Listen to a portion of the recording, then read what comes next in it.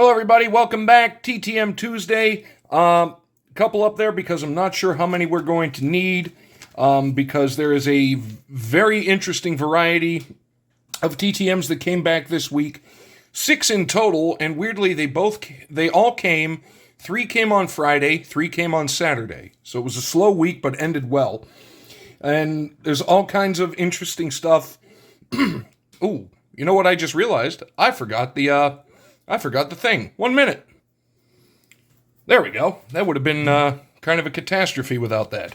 All right, let us get into it.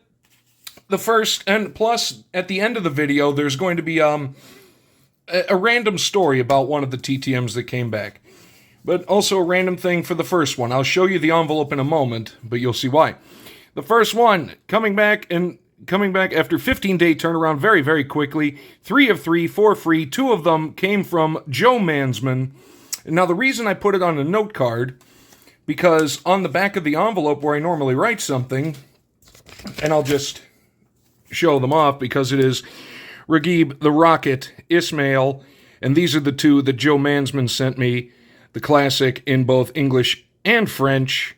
So we have both of them signed, and I am really, really pumped. A beautiful signature, and I got the CFL card, his CFL rookie card.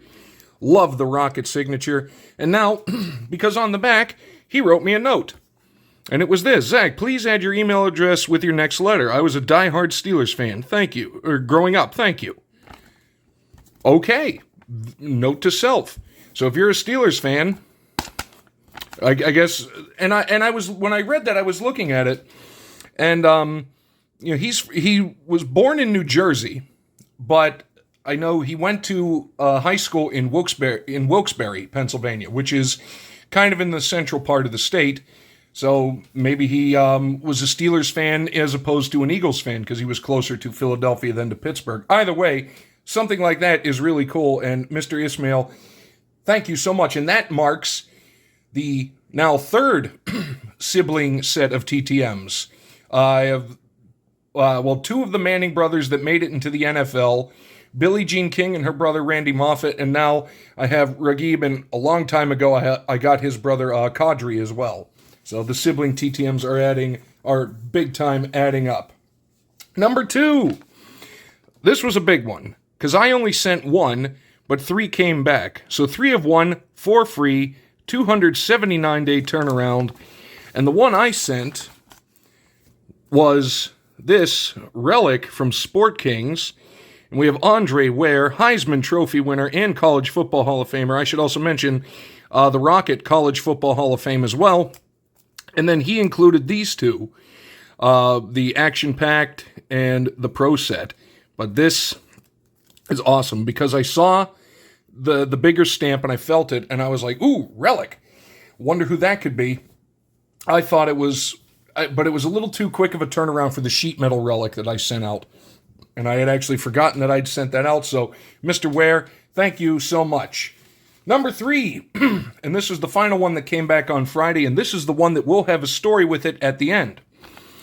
1 of 1, 4 free, after a 74-day turnaround to an address right there, we have from the old school Goodwin champions, Joey Chestnut, competitive eater. And he has quite a list of accolades, known as the world's greatest eater, dethroned 6-time defending champion Kobayashi at Nathan's famous hot dog eating contest, or 4th of July hot dog eating contest in 1997 by downing 66 hot dogs in 12 minutes.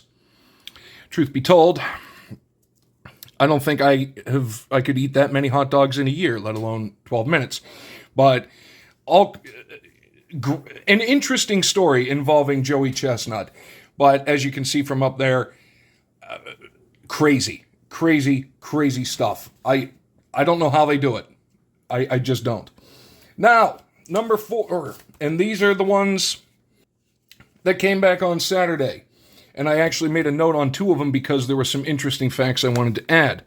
The first one, after a very fast 12-day turnaround, 3 of 3, all 3 of these came from Adam's Card Closet. We have John Smith on the Patriots back in the day, 3 different ones. It was, I think, 78, 80, and 81 tops. And curious about a couple things about him, other than what's on the screen. He, because you know me, the autographs from everywhere kind of thing. He kind of ticks off a box because British born in the county of Oxfordshire, which I didn't have somebody from, and weirdly undrafted in 1973, I think it was, out of the University of Southampton in England, and had a actually really good, as you saw up there, career with the Patriots. So that is awesome. Mr. Smith, thank you so much. Oh yeah, I did say that they came from Joe. I was like, oh my God, did I forget to mention that? The next one, 14-day turnaround, 1 of 1 for free, coming back from a card from Goody G. Now this one, we have a Topps Allen and Ginter mini of Kyle Snyder, freestyle wrestler, gold medalist, and a couple of little facts in addition to all the stuff he's done up there. Graduate of Ohio State University, shout out Brother Durs. In 2016, when he won the gold medal, he became the youngest ever American to win the Triple Crown in wrestling in the same year. He won the World Championship, the NCAA Championship, and the Olympic gold medal. And then following the Olympics, he became the first gold medal winning wrestler to go back to college and then subsequently win another NCAA title. And he actually, 2016 was the first of the 3 that he had. Incredibly accomplished wrestler. Came back fast. Mr. Snyder, thank you so much. And the final one, it was a community-fueled TTM Tuesday, that's for sure. 12-day turnaround, 1 of 1 for free. 3 good nerds gave me this card, and it's actually rather appropriate because he sent a note back. We have on the Don Russ, Don August, looking fantastic in blue. So we're gonna leave that up there for just a second, so you guys can see that. And then I was gonna read the note because he actually included a note. Follow me on Twitter, now X. That confused the crap out of me when that first happened. There's his handle. My book titled Pitching to the Corners, My Post-MLB Career Abroad is published by McFarlane & Company and was just released September 27th. All right. It's about my experiences as an American former league pitcher playing baseball in different countries around the world. That fascinating. I like that stuff. Also tells about my time with, we were good there for a second, with Team USA in the 1984 Olympic Games in Los Angeles. Also give my personal insight to the MLB strike of 1994, spring training of 1995 with the replacement into spring training of 1995 with the replacement players issue. You can order the book on Amazon. Don. That, honestly, sounds really fascinating. Like, I love that part of baseball history, especially from guys who went through it. Now, for a couple of moments, I'm going to turn the camera around. Hello, how are you? And I'll just give you a little brief, little rundown. Actually, let's see if we can't make this look a little... Okay, that's a little better. So, the Joey Chestnut story. Eons and eons ago. Year 2008. I actually remember this because I was doing my student teaching at the time, so that really narrows down when I was doing this. Every year we would go on a little, guys' weekend trip to around Du Bois, Pennsylvania, which there's a whole lot of nothing there, although birthplace of Sparky Lyle. But in any event, we drove not far away to a place called Clearfield, Pennsylvania, to a bar called Denny's Beer Barrel Pub, which was famous at the time for a 15-pound cheeseburger. There were 6 of us. We're like, oh, let's do it. So we get there, and it's very, very crowded. We're not sure why. And apparently, we had shown up on a day when they had made, Dad, if you're watching this, let me know if you remember in the comment, how big was it? I think they made like a 120-pound cheeseburger or something. It was on display right as you went in to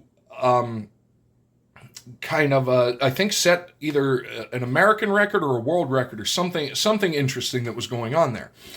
Anyway, I digress. Weirdly, I think 1 or 2 competitive eaters were there, Joey Chestnut being one of them, and there was a film crew from Germany, of all things, who were documenting the whole thing to make a documentary about, I think, I have a copy of it, and I haven't watched it in forever. I think they called it America and the Hamburger. And so all this is happening, and then naturally, because we're in the middle of nowhere, Pennsylvania, and if you've ever heard anybody refer to it as Pennsyltucky, you did not hear incorrectly. The drunk people started happening. They were doing things because it was a German film crew, and it was just getting ugly. So we finished as much of the burger as we could. We all took a lot of it home because it was massive. I think I might have pictures of it somewhere. I'll have to look around, or my dad might.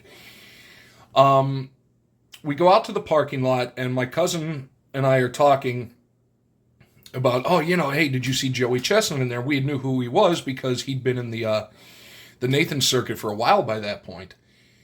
And then out of the blue, one of the guys who was causing trouble inside turned to us and said, something like, that he just invented a sentence that we made. He said, I don't know, or something along the lines of, I don't know who you're talking about. That bleep is my brother. I'm like, what? And then it spiraled out of control. Him and his buddies wanted to square off. It ended up with a minor parking lot scrap. I know at one point, one guy threw a punch. I think 3 punches were thrown, and one of them connected, as far as I remember.